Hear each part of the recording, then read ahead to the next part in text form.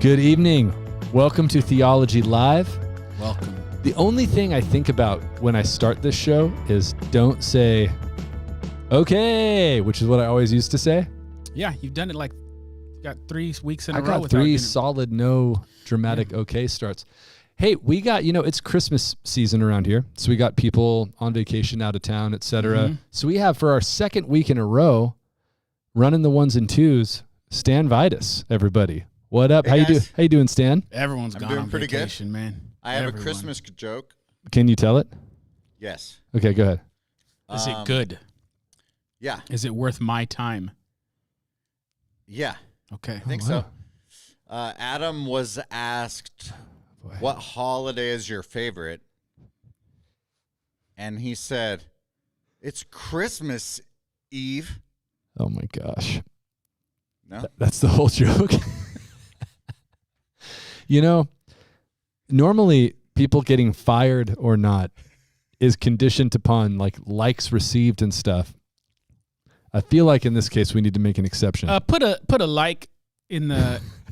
Go ahead and like this video if you like that joke. If you no, dude, we want the video to get likes. Actually, people might love that joke. It may be their type of humor. I usually like the type of humor that's funny, but people may like that type of humor. Isaac's actually famous for thinking almost nothing's funny. Yeah, it's very hard to make me think something's funny, and that was not funny. That's true. Although I still liked it, but I think it has more to do with the fact that I like Stan than that I liked that joke. Stan gets a lot of courtesy laughs based upon that. You like him as an individual, which is not everyone, right? A big chunk of the population, me for some excluded. reason. But it's like they give him that courtesy laugh, just a little courtesy. Oh man, it's kind of good. Dina, Alice, Eric, welcome. Now we should jump in pretty quick because we actually have a huge amount of stuff. A lot of stuff. So last year around Christmas time, we did a Christmas special. It was a broad Q&A. We talked about a number of things related to Christmas, and we touched on, for part of that episode, the kind of supposed pagan origins of Christmas, and we barely got to scratch the surface. And the truth is, every year, many of you, I'm sure, are noticing this already if you're active on the internet, every year, like clockwork, memes, videos, snarky tweets, news broadcasts, everybody starts repeating something that is so ubiquitous at this point that it's just like common knowledge that Christmas actually got its, or what? You laughing at me for saying ubiquitous? Well, we were talking about the word ubiquitous kind of being ubiquitous. Did we? Yeah, this week, I think. Is that the example I used of a word that you shouldn't use? No, I don't think so. I don't think so. Yeah, this is we're 5 minutes in, and let the record note. I tried to. You did. I just know you too well. I was like, I did something that's making Isaac's smiling, and as we've just covered, he doesn't think anything's funny, which means he's only smiling because I have done something embarrassing. Yeah. So anyway, there's a ubiquity to the ubiquitousness. Oh, is that the plural? It's not. It's not the plural. It's the adjective. There is that's ubiquity is a noun. I don't know. Somebody who knows grammar, get on there. I only know big words, not how to use them correctly. Now, all over the place, which is what ubiquitous means. Yes. Okay. It's claims repeated year after year that Christmas gets all of its traditions, all the stuff you love about Christmas actually has its roots in pagan, pre-Christian pagan tradition. And like I said, that is so commonly repeated that it's basically common knowledge at this point. People go, well, everybody knows. Yeah. And sort of like we did with Halloween, we just wanted to dedicate a whole episode to doing really looking as deep as we can into, is that true or not? And we'll at the end talk about kind of the most important question, which is, would it actually matter if it were or not? Is it true? If it is true, does that matter?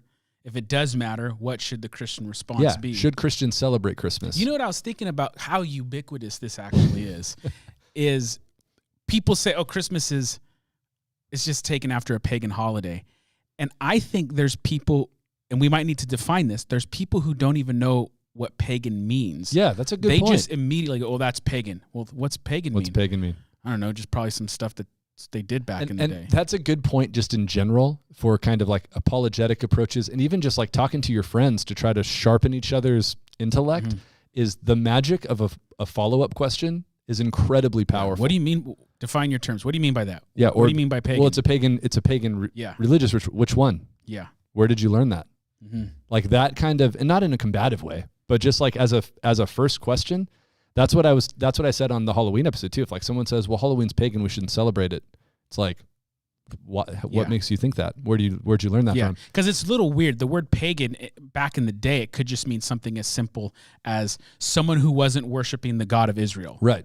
In certain periods in history. But what it broadly became used as is, well, when people say is Christmas pagan, they're referring to the religious practices of people who believed in, say, the Roman gods or the Greek gods or whatever set of gods your people came from, but it wasn't the God of Christianity. Yeah, typically it means polytheistic and or animistic religions that worship multiple gods, that worship gods of nature and creation. And just to be clear, like with everything, if there were experts on ancient paganism or people who practice modern paganism, they would definitely take issue with how I just defined that. Yes. But broadly speaking, and with that in mind, it's about often pre-Christian, but sometimes coexistent with Christian religious practices that are polytheistic in nature, often animistic in nature. Yeah, especially with especially in this discussion, we're talking about pagan religious systems, rituals, and practices that were done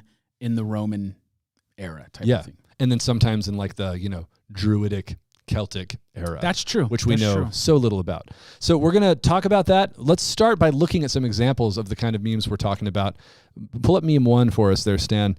This says the pagan roots of Christmas. And this is an interesting meme because it appears to be one that was probably created by Christians because it has the kind of, it's citing a Bible verse, and it has a Christmas tree with presents under it. And then there's roots growing out from that tree, which frankly look cartoonish and like they probably don't belong to that tree in the first place. Maybe that's the point. And then it's listing all of these different things, which by implication would seem to be pagan. Things like Winter Festival, Saturnalia, Mithra, Nimrod, Tammuz, and then at the bottom it says December 25th equals the birthday of the sun god. So remember all of those things because we're going to talk about not all of them, because some of them I actually don't even know what the meme is talking about after all my research, but most of them we'll talk about today. You want to pull up meme 2, Stan? This is actually my favorite one because this one just plays full on mix and match with all kinds of theories about pagan origins. The text is small, so I'll read some of it to you.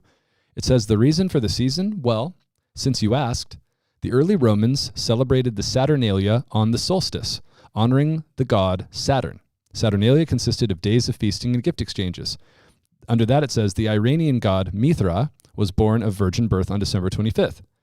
Then it says, I won't read all of them, but the one at the bottom is probably the most important one. It says, the celebration of Saturnalia was too popular with the Roman pagans for the new Christian church to outlaw it. So the new church renamed the day over time, reassigned meanings to the traditions. And I wanted to read that one because that articulates. Now, the biggest problem with that meme is several of the claims on there actually contradict each other and are presenting different contradictory theories about supposed pagan developments of Christmas. But the point it made at the bottom is the most important one, which is basically saying, hey, look, there was this already existing festival called Saturnalia, and it was too popular among people in the Roman world. So Christians, rather than try to like say, stop doing that, they kind of co-opted those practices and tried to rebrand them as Christian. And so the funny thing is, like I said, Saturnalia and Mithras don't even work together, but I'm getting ahead of myself a little bit.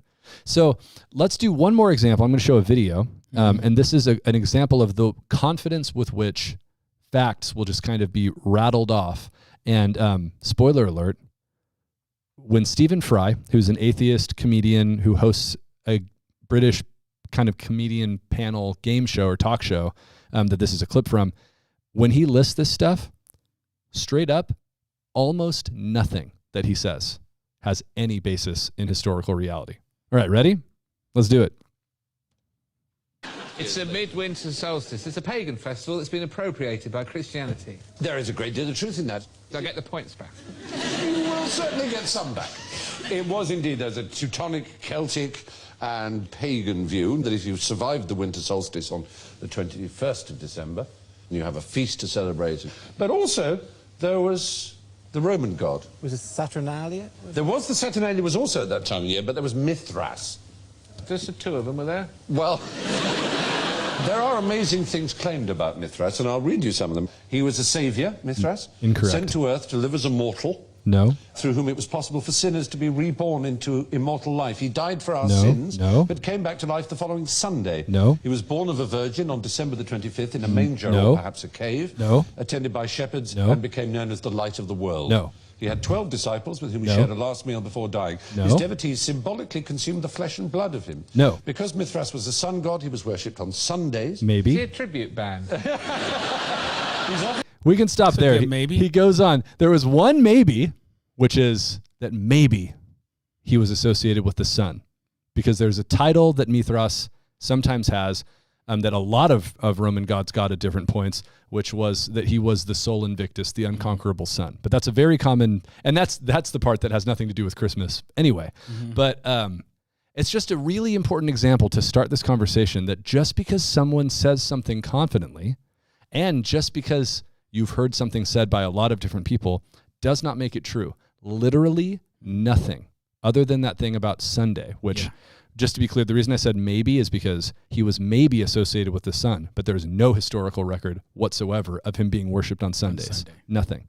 So literally every fact he gave, there's no historical basis for any of it. No. No historical record older than the 20th century, which is like, yesterday in the eyes of history. So just a general statement here at the top. Many, many claims that associate pagan gods and Jesus are either dramatically exaggerated or straight up made up. So when he says virgin birth, 12 disciples, resurrection, attended by shepherds, born in a cave,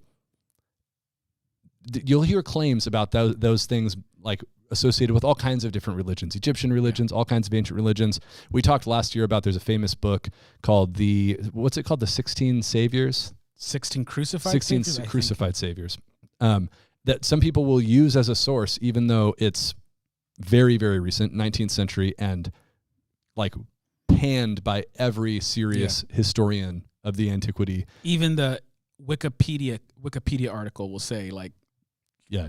modern scholars serious contend with. Scholars do not like this. Also, there's no sources cited. And so just be skeptical, Christian, when someone makes these claims. And again, just politely ask for evidence for them. Yeah, and one of the important things is to remember is oftentimes people will quote something that they read, but they don't go back and try and find primary original sources.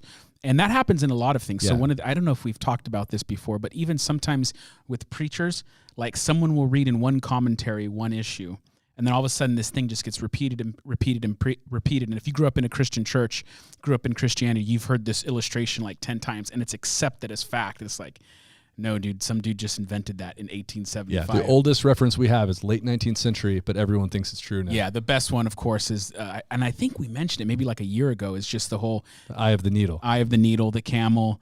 It's harder to get to heaven than for a camel to go through the eye of the needle. And someone basically said that the city walls back in the day would have a little entrance for the animals to go in through, but the camel would have to bow his head to fit through. Yeah, it'd have to get on its knees, and it was called the Eye of the Needle. Yes. And so everyone, that has been, chances are you've heard that at some point, and that's not true. There's like maybe one small entrance The on like closest a thing medieval is like city. medieval castle-like structures where there was a place for animals to go through. And when we say medieval, we're talking about over 1,000 years after the fact. So let's talk, on that note, let's talk Mithras first, because Mithras gets thrown out all the time. You want to throw up meme 3 for us, Stan? This is one we've talked about before. It's very common. It's a yard sign that was big 3 or 4 years ago, I think, probably longer ago than that, because post-COVID, have you noticed? You say you add 2 or 3 years to everything. Time's messed up.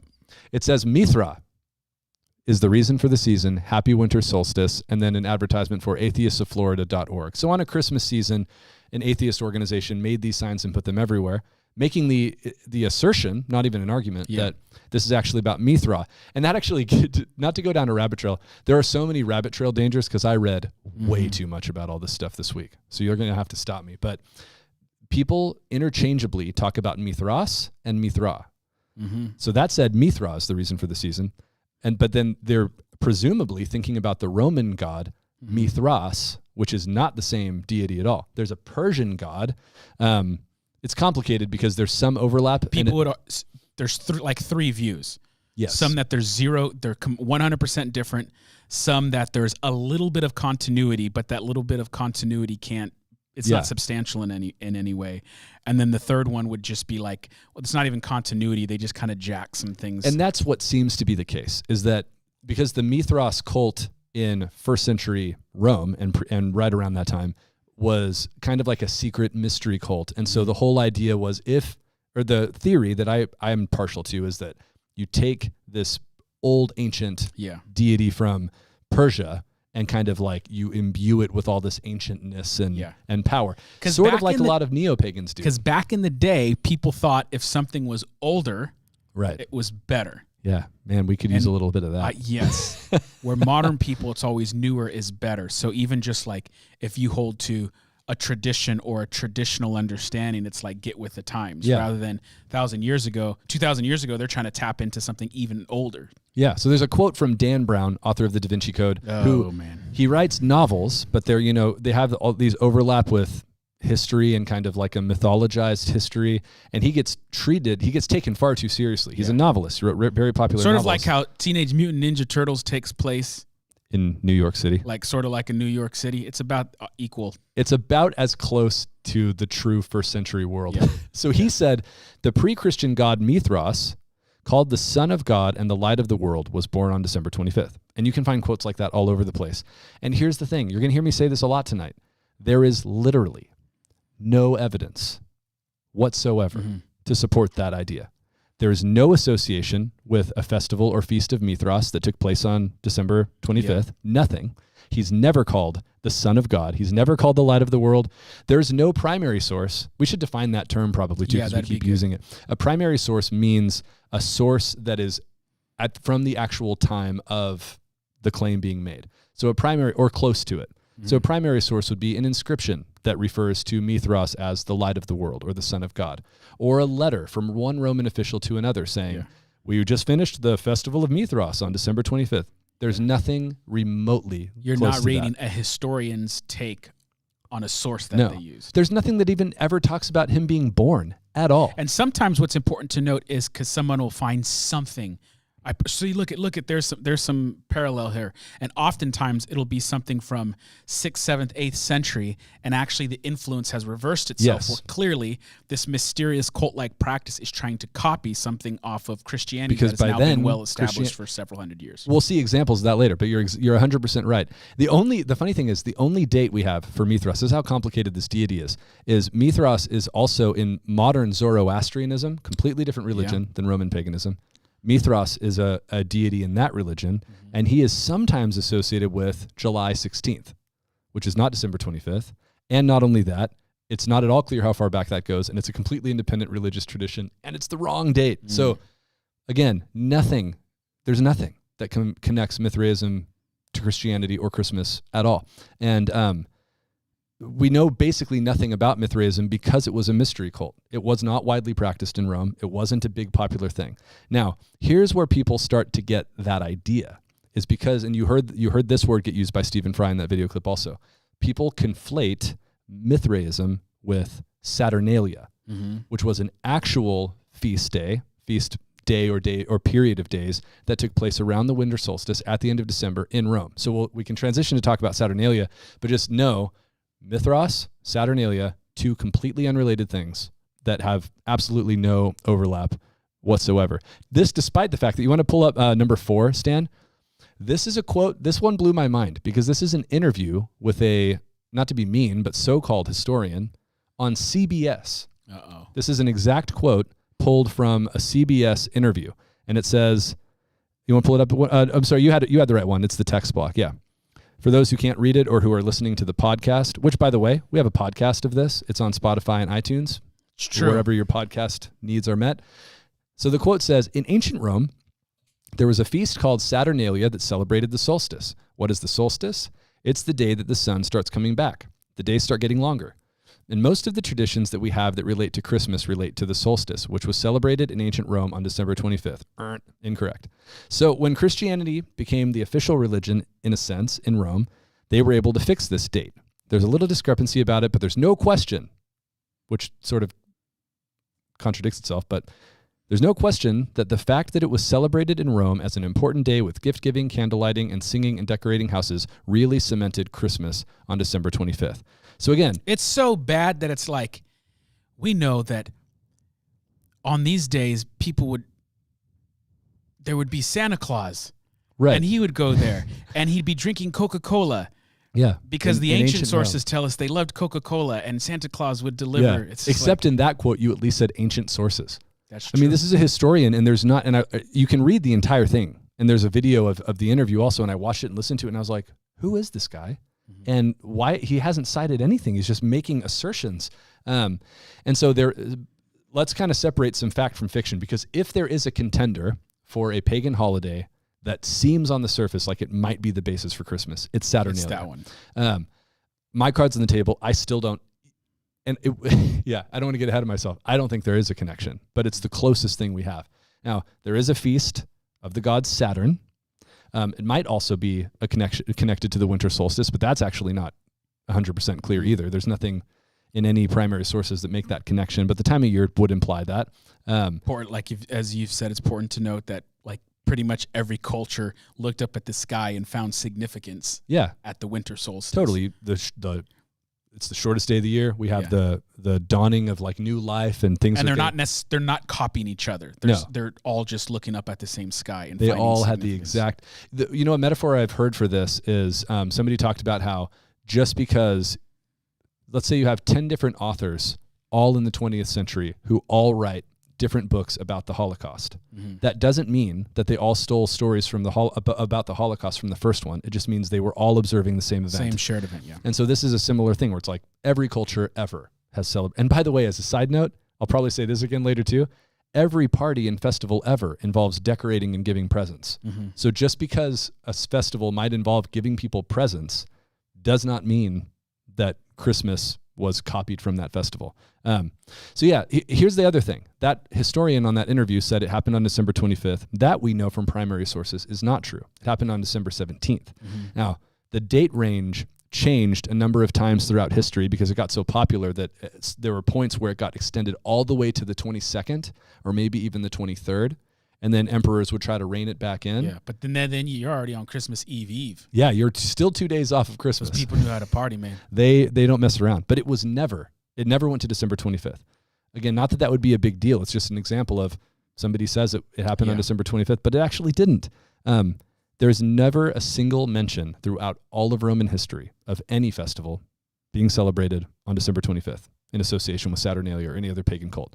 Now, again, the comparisons between the practices, like, oh, there was candle lighting and gift giving and et cetera, decorating, they're either greatly exaggerated the significance of them. Yeah. So like I said, gift giving is associated with all kinds of festivals. And by the way, didn't become associated with Christianity or Christmas rather until like 200 years ago. Mm-hmm. So the early Christians didn't steal gift giving from anything because the early Christians didn't give gifts on Christmas. That's very recent. We can talk more about that later. And then there's other things that are just completely made up. So you'll see claims. Now, really quick, because that's important to note. That's bad news, Stan. Uh-oh. Because if you want to be like a legit OG Christian from the early church, no more Christmas presents. You know what I mean? That's good news. I've been telling Noel that for a while. Because you give bad Christmas presents. Noel, I can't give you presents. That's pagan. That's pagan. Yeah. That's what they did for Saturnalia. And not it comforts Christmas. you because you're wondering why you never get any Christmas presents. You're just surrounded by legit OG Christians, Yeah, man. that's why. It's not because no one likes you. I gave all my other friends presents, but it was because they don't They're take paganism pagan. that seriously. Yeah. So other ones are just completely straight up made up. So you'll see like people say they brought fir trees inside their houses. Not a single reference to that. And again, I'm not strawmanning. You can find people saying these exact kind of things. They decorated their houses with evergreens and brought in pine trees. They decorated their houses probably. There's some references that imply that, but that's very normal for a festival. And nothing that implied that trees are coming inside the houses or anything that specific. So you don't find gift giving until like widely practiced until the 19th century. There are some things associated with St. Nicholas that started happening in the 15th century, but it was more like charity. And if you gave gifts to your kids, they were small things. But what we do now is not, and we said this about Halloween too, it's not a product of Christianity or paganism. It's a product of Western commercialism and materialism. Yeah. That- Yeah. We're just like seeing all the products and created a holiday so we could buy each other presents. Yeah. You get me, I get what you want, but you better give me what Yeah, I and we're want. going to wrap it in shiny paper that we also pay for. And so all that stuff, finally, and this is really interesting. This is one of those things that kind of like sneaks by unnoticed, but it's a really, Tom Drake's running us at 1.75 speed to catch up, which with how fast I talk is incredibly dangerous. I sound like 1.5 normally. So, okay, this is super interesting. And stay with me because on the surface, it might sound like it's not that important, but I think it's one of the best arguments against Saturnalia being co-opted by Christians. Imperial Christianity. So when you get Christians kind of in charge of the empire, they don't appear to have been trying to replace Saturnalia at all, because for years and years and years after that, 100 years after that, both of them are being practiced side by side. Time. And so, that kind of like claim that just gets made off the cuff that, well, they needed to replace Saturnalia and they wanted people to stop celebrating it. If that was the goal, they did a terrible job, because for 100 years we have references to both. Even when Christmas moves to December, which our first claims for that come in the middle of the 4th century, we see Saturnalia referenced in those exact same documents. There's a really interesting ancient document called the Chronography of 354. It's basically like a rich guy hired somebody to kind of compile all important Christian dates up until that point. It's the first place where you see the mention of December 25th associated with Christmas. But it also talks about Saturnalia still occurring in the middle of December. So in other words, if imperial Christianity was like, we were going to crush Saturnalia by we're going to stealing outlaw it, this, take it, baptize it, and move forward. they're both being practiced for 100 years at the same time. Okay. One more quote about Mithras, because I forgot to read it, and I think it's really important. I read a bunch of quotes from people who you shouldn't necessarily take seriously. Here's a quote from Peter Gainsford, who is a classicist and a PhD scholar of Greek antiquity, somebody who's qualified. Okay. He says, Christmas has nothing to do with Mithras. He's not a Christian, by the way, just to be clear. Not a Christian. He says, Christmas has nothing to do with Mithras, neither does Christianity in general. The supposed similarities are all imaginary, made up out of thin air, mostly in the 1990s. Dang. That's Peter Gainsford, who is an actual legit class. 90s kids ruined a lot. They They did. really did. Lee Pipes. Yeah, that was a bad era, man. You remember Lee Pipes? I do remember them. They were like ultra baggy pants, but they were like tubes that were like pipes. And shorts that were like basically pants. Me and Drew Dowler, maybe you can help because you bridged the gap between how old I am and how old Drew is. 'Cause Drew is way older than me. Way older. Super old. Almost as old as Stan, who is almost as old as Kevin. Who can actually, Kevin could bear witness to the historical claims we're making. That's true. Because he was there to observe the festival. His pagan grandfather celebrated Saturnalia. Yeah, that's So, true. so Drew and I were comparing Jenko jeans I know and Lee this. Pipes. Yeah. Similar, right? Yeah. Probably like one's a Toyota and one's a Ford or something so like that. I was wondering if one is Christmas and one's Saturnalia. Okay. So did Lee Pipes supplant Yeah, which Jenko? came first? Because I never even heard of them, but Lee Pipes were awesome when I was a kid for like the 1 year that they were awesome. You thought they were awesome. I did think they were awesome. I still kind of low-key think they're awesome. Should we I feel like if there's anyone on staff who would wear Lee Pipes, it's Stan Vitus. Stan could totally rock them and get away with it. In fact, I'm going to buy you a pair. I will wear them. Okay, good. Make sure they're colorful. They are. They had like bright green They stitching did. sometimes. They'd have like the pocket Normal. would be green or orange Yeah. or something. Stan would the Obsessive Gardener. Welcome, man. Good to see you. Now back to pagan. All right, back to Christmas. pagan. Sorry. All right, now, so that's Saturnalia. So, based on all the evidence we can find, it's a giant urn for Mithras being the source of Christmas, giant urn for Saturnalia, Yeah. which I actually, like I said, thought was the best contender. Now, you heard Stephen Fry talk about December 25th being associated with Mithras because he's a sun god. Yes. Now, here's where people get mixed up and mix multiple things together. There is a legitimately old document from the 4th century that talks about the birthday of a god, a very mysterious god, we don't necessarily know who he is, named Sol Invictus. The issue with Sol Invictus is that's a name that's associated with multiple gods because it's actually a phrase that means unconquerable sun. Yes. Sol Invictus, undefeated sun.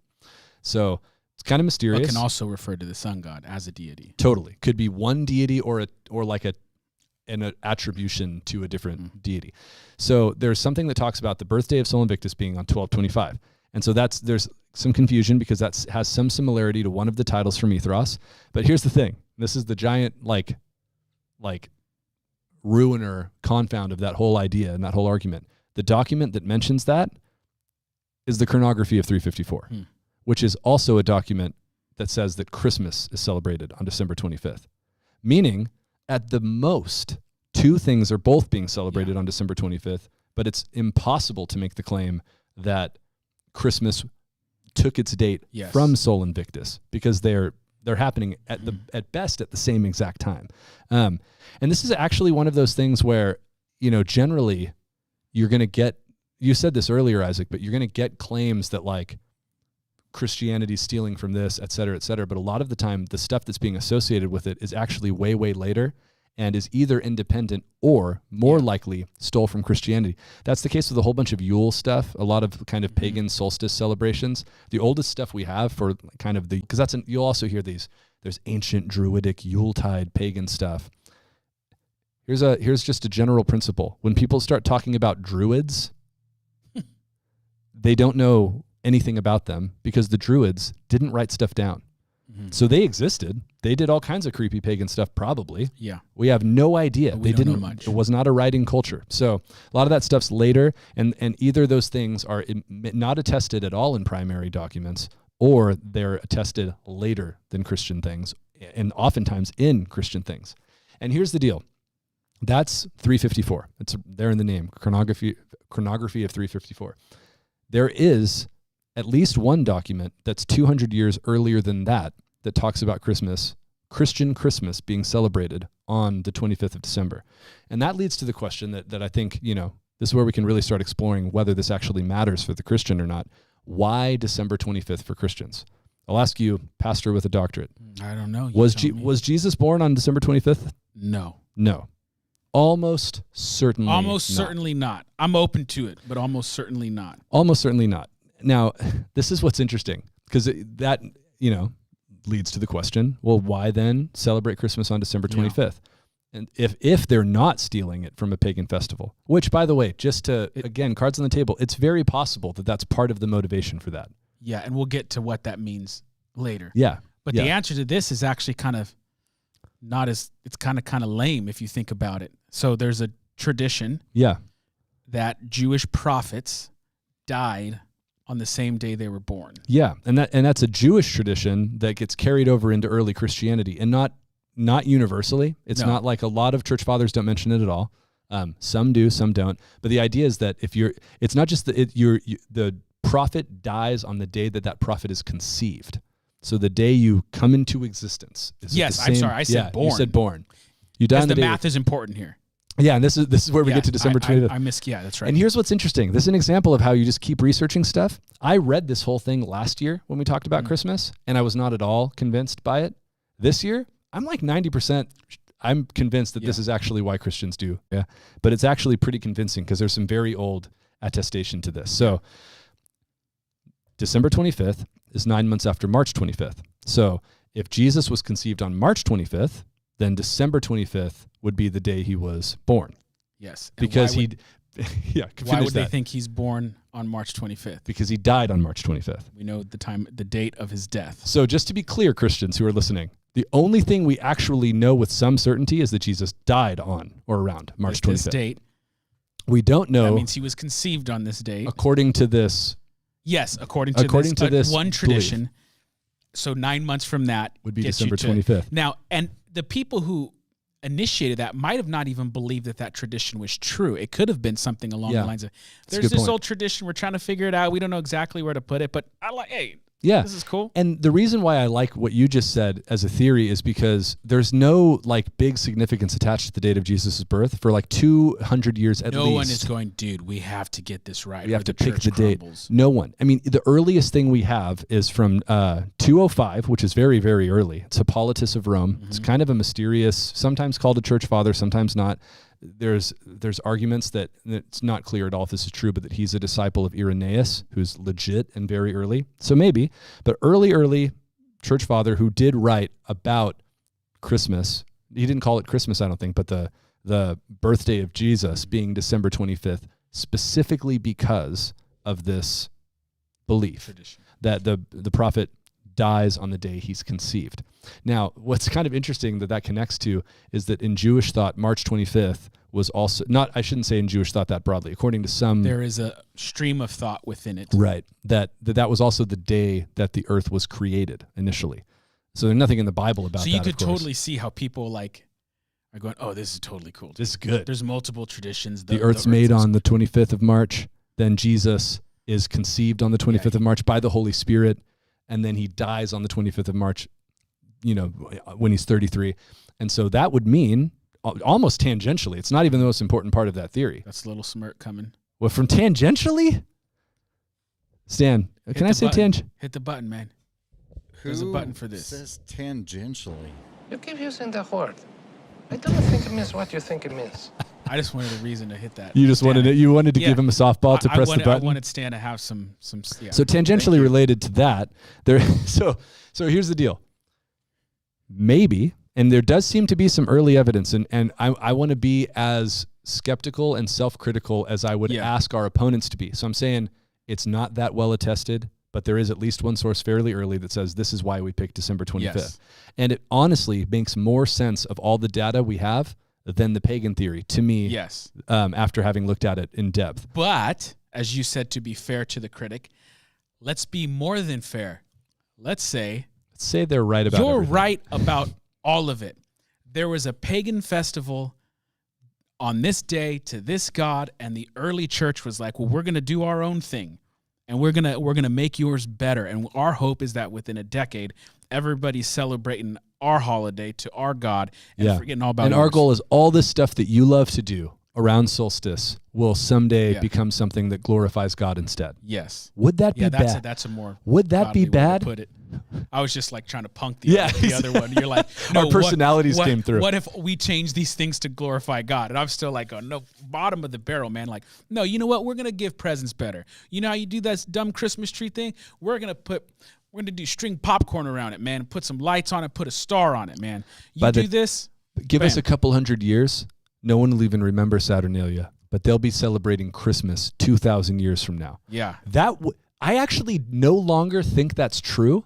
But if it was, that'd be awesome.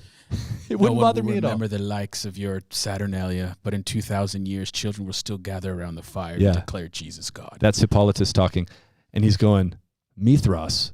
Mithras will only exist on yard signs made by snarky atheist groups in Florida. Yeah, exactly. Who are bitter because they live. Now that sounds pretty cool, but we still don't think that that's the case. Yeah, I think it's unlikely, but if it was, to subvert an existing pagan festival for the glory of God would not at all be unchristian, and it would not at all be a reason for you, the modern Christian, to not celebrate Christmas. No, it's your motivation and the intent behind it.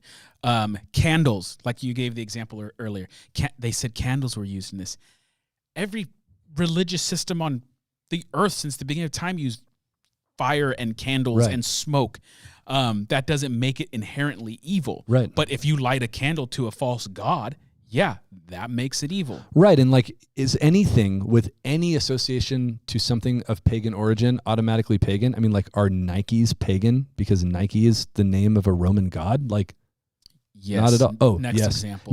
Pick a better one. How about astronomy? Yeah. Why do we call the planets? Those are all the names of Roman deities. Is the scientific discipline of astronomy astronomy's pagan because they call it Venus, and Venus is a Roman god. Monday, of course not. Tuesday, Wednesday, Thursday. Yeah, all the days of the months, January, June. So all of it is just we have those influences from history, and something's meaning. This is really important. We could almost do the whole episode on this if we wanted to really break it apart. Something's meaning is not determined just by its origin. That's a fallacy. Something's meaning is determined by what it is now, what it does now. And so for you, if you are, and me and my wife try to be really intentional about this, if the practices that you associate with Christmas, if you are doing everything you can to drive those images towards God, towards the birth of Jesus, and we do all kinds of stuff that people I'm sure would think is incredibly cheesy that's actually not even a Christmas thing. Like my wife and daughters will make a birthday cake for baby Jesus that we'll have as part of our Christmas dinner and light a candle and sing happy birthday to him. That's not a Christmas thing at all. That's actually part of a pagan practice of birthday celebration that goes. Is there one candle or no candles? Well, you can't light no Because candles. there's that kid song we listen to. He has no birthday. That's right. Well, that's about. Okay, hold on. We're about to dive into theology proper. That's beyond the scope of this thing. Yeah. Who has no birthday? The incarnate Jesus has one. Yeah. But he's not. You're right. He's not one on Christmas. Yeah. I'll have to make sure I explain that. But you see what I'm saying? You're gonna need to put 2,000 something candles on that cake for just the girls, man. Start lining up candles on Christmas Eve. Yeah. But it's an example of something that might be cheesy. I'm not saying you have to do it. I'm just saying that for us, we're like, what can we do to take existing things? So if we're going to talk about presents, how can we just talked about the fact that presents don't start happening until the 16th century. Yes. So that's not a Christian thing, or it is, but it developed in medieval Christianity, not in ancient early Christianity. And then it got, talk about something getting like reappropriated, like materialist modern America took a practice associated with St. Nicholas and turned it into like, how can we sell as much stuff as possible? Yeah. So how do you continue the practice of reappropriating it into Christianity? The bigger concern for the modern Christian is my gift giving and Christmas tree pagan in origin. The bigger issue is, have you taken this holiday that's meant to celebrate Jesus and glorify God and kind of hijacked elements from the nativity story about the wise men? Right. You've hijacked these stories just to make a new holiday that's essentially based around greed, materialism, wanting presents. And again, we give presents, nothing wrong with in and of itself, but I know there was times in my life as a kid, I didn't care anything about Jesus. Just give me the presents. Right. And if I didn't get the presents that I wanted, I was sad and upset. And so you want to raise your family and teach yourself and remind yourself this stuff is done with a greater view in mind. Yeah. And when you center on Jesus, then those things begin to make sense. Yeah, and they can become increasingly beautiful the more you kind of reclaim them with the Christian narrative. And so I think there's, and it could be, again, this sounds trite and cheesy, but it's powerful, especially for little kids, that when you give gifts and talk about gifts, what is the greatest gift that any of us have ever received? That's a very simple, for a 3-year-old, way to tie in. Why do we give gifts on Christmas? Well, Christmas is the day that we were given, humanity, creation was given the greatest gift of all time, the birth of God himself as a human being. One tradition that I've started in my family to teach people about generosity and giving to the Lord is based off the tithe in the Old Testament. So all the presents that come in, Dad gets 10% off the top. How do you do that with like so if it's a Nerf gun, are you literally going to just... I get it 10% of the time. Oh, okay, I see. Chocolate, 10%. I like that. Grandma gave you $10 in the stocking. Dad gets $1. I feel uncomfortable with you being the temple in this scenario, but it's trying to teach them greater principles. Oh, I see. It's typological. Yeah, I'm just there. I'm just a vessel. Yeah. So, do practices like Isaac's and really think hard about how you are going to intend. We talked about this with Halloween. And we don't need to like go all the way down the rabbit hole of talking about Santa and all of this stuff, but I just want to encourage you, think about, at the very least, how are you celebrating Christmas with intention to glorify God, to have your kids know what it's about. Yes, everything should be pointing to Jesus in that. And here's like super practical, like just a practical thing that Christians can do. And if you've never done this, don't feel bad. It's like the most simple thing, but it can, like, just read the Christmas story as a first step. Read the Christmas story on Christmas out loud to whoever's there. If you're by yourself, read it out loud by yourself. If you got a big giant family, whatever it is, just at least center yourself on that story for those moments. Yeah, and make going to your church's Christmas Eve service a part of your life's rhythm for your family. I remember growing up that Christmas Eve service at church was legitimately one of my favorite things about the Christmas season. Service was awesome. Good kid. No, it's because they gave you candy canes at the Christmas Eve service. I just remember going like, this thing needs to end as soon as possible. Well, did you open presents on Christmas Eve? I opened my presents on Christmas Eve. That's a good way to ruin a Christmas Eve service for a kid. Come on, let's go. I got presents. I'm not even joking. I remember that one year, like, every kid got a full-sized candy cane which when you're a little kid, like the real deal candy cane that's not a little, like, Yeah.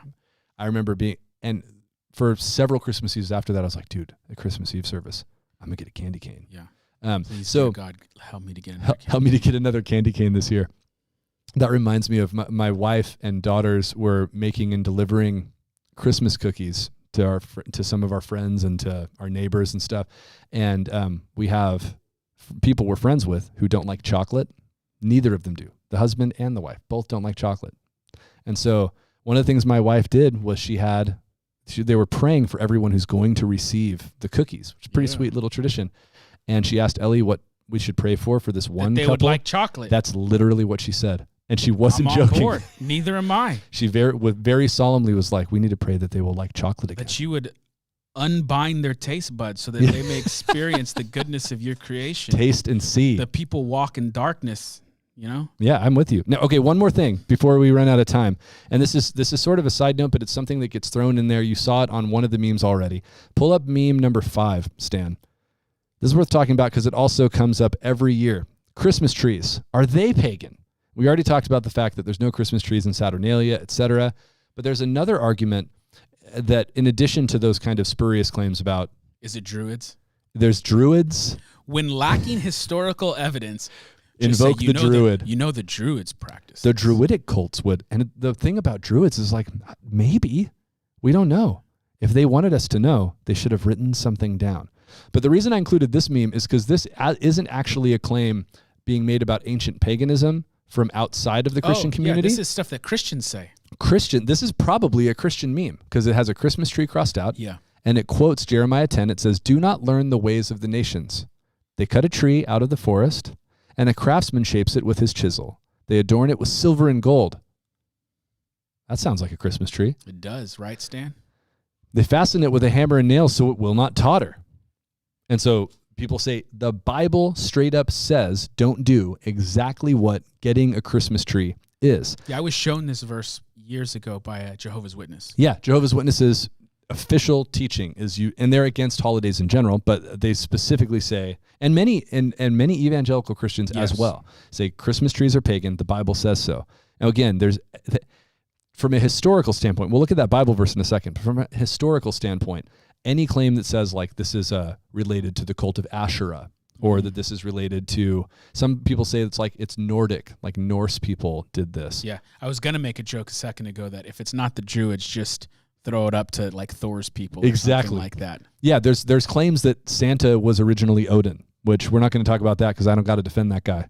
He can defend himself.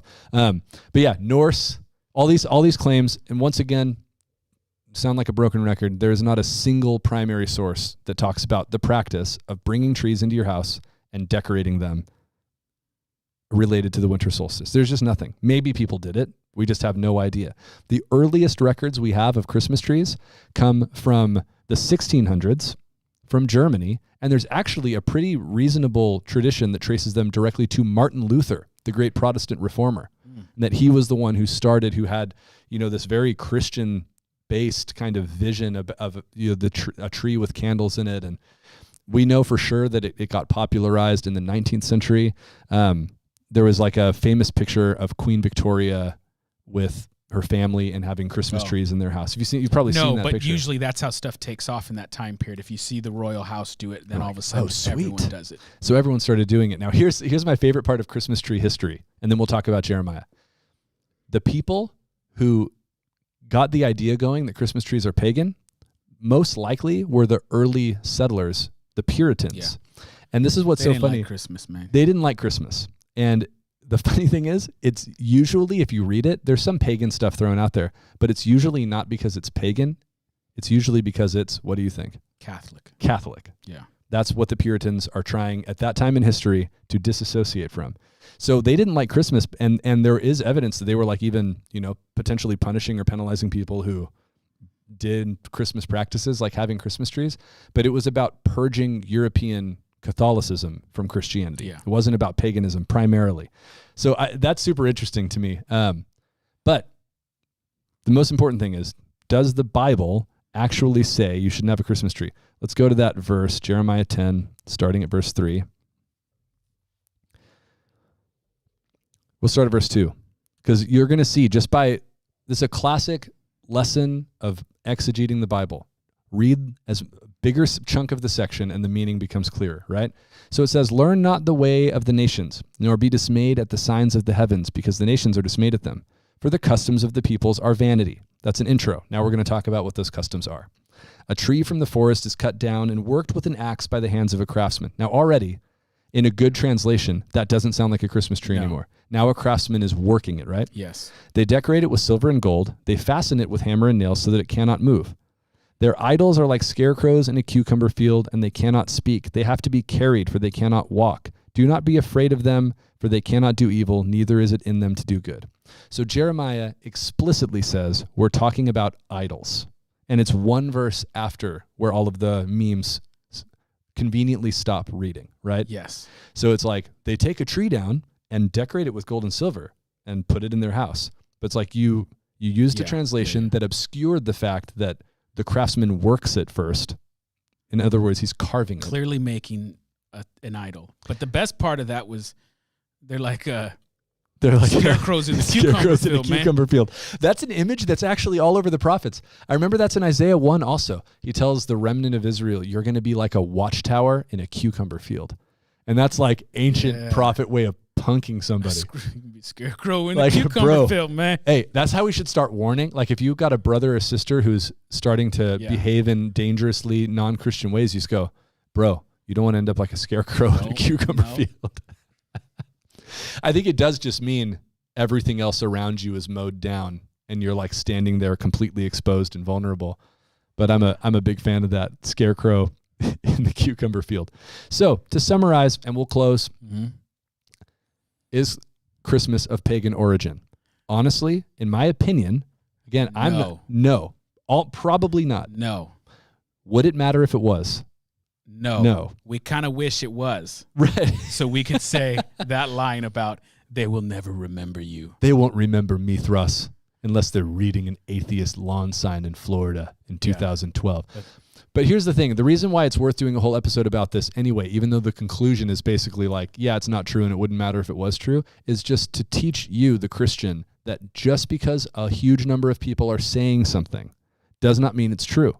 Check sources, ask questions, learn the skill of just politely asking a follow-up question. Where did you learn that? And when people give you a source, dig in that source. Right. Because that source may be quoting a source that quoted a source that made it up. Like literally, there's stuff just being made up out of nowhere. Or the example we gave earlier. Somebody could be like, oh, it's from this really famous book, The 16 Crucified Messiahs. And you go, oh, dang, that's scary. You Google it, and Wikipedia says no scholar takes this book seriously. Yeah. Then you can go back to that friend and be like, well, actually, da-da-da-da-da. Don't say, well, actually, though. Nobody likes a well, actually guy. We talked about that last week. It's ubiquitous. It's well, actually, guys are ubiquitous. Ubiquiti. Aren't they? It's like cacti is the plural of cactus. It's from the Greek ubiquitos, actually. So learn to think critically and just check up on what people have to say, and just know the most important thing about Christmas is how are you using all of the practices and traditions that are part of your family's Christmas season to point to Jesus, to talk about the good news of the gospel, and how are you going to create and incorporate new ones that do that? That's what Christians have been doing from the beginning. And I think we should end with our tweet of the week that has everything to do with this. Nice timing, Stan. Good job, Stanley. Well done. This is the tweet of the week. Big fan of it. It's in quotes. It says, Christmas was actually originally a pagan holiday. That's a quote. And then his response is, keep complaining and we'll take Die Hard and make it Christian too. Pretty awesome. Yeah. That is a tweet from his Twitter handle is JRRJokin. Mm-hmm. And if you are a Christian and a little bit nerdy, I 100% recommend following this guy. Speaking of the nerdiness, I kept wanting to, and I bit my tongue because every time you say Mithras or Mithra, I just keep on thinking of Gandalf being Mithrandir. Mithrandir. And I was like, oh, you're right. And I kept wanting to make a little, Okay, here's how we close, Isaac. Do you know what Mithrandir means in Elvish? That's a title for Gandalf the Grey. The elves call him Mithrandir. The word's actually Spanish in origin. And then he just hits the theme song and it ends. Hit the theme song. Mithrandir in Elvish. I don't know why I'm proud of knowing this. I think it means the Grey Pilgrim. Somebody can fact check me on that. I that sounds right. Actually, I would not have got. Listen, don't be one of those people that's like, oh, I totally knew. Oh yeah, I just remember. Don't be that person. Yeah, I would not have got that, but you saying it triggered a memory. I'm pretty sure it's right. All right. On that note, Stan's shaking his head. That means play the music. That means its we've jumped origins the are in shark. Spanish. Merry I was Christmas. right. Sam is wrong ubiquitously. We'll be back in January. Have a wonderful Christmas, everybody.